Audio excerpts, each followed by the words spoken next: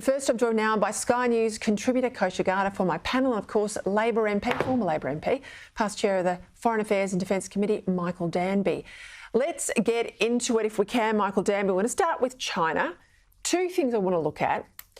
One is who Daniel Andrews is meeting with, including people that Mike Pompeo says we shouldn't have a bar of. They have maligned interests. And two, the different readouts or the different take that the Andrews camp in China is putting on some of these meetings.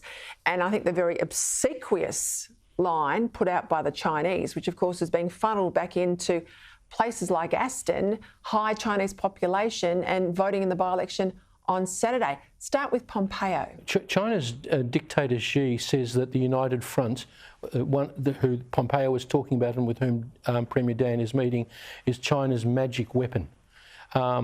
So it's to get as many international statesmen there meeting the Chinese and giving them respectability. And the context, Peter, is particularly after Xi has just been in Moscow saying with Putin that we're changing the world for the first time in 100 years and it's in our direction and we're leading it. I mean, fair go. This is the context in which Dan is meeting with them. Now, of course, what would be regarded as rather bland by Australians of him talking about students will be fed back via WeChat and Weibo into Australia. It may mean nothing to the average person on the street, but to some of the voters, Chinese Australians will be impressed by that. All right, let's go to this big trip by former President Barrack Obama, always called a president even when they leave office in the US. Tickets are $895, sellout in Sydney. He's down in Melbourne tonight. It's police chaos outside of this building.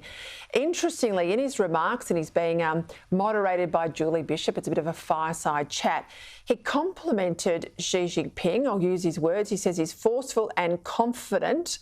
But on the way through, we had a crack at Rupert Murdoch, the crack at Fox News, and poor old Sky News even got a mention.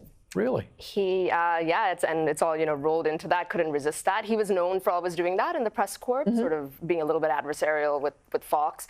And they're not used to it, right? Because the left has friendly media generally, and the Murdoch enterprises are one, if not the only voice on the other side. And so, he took a jab at that.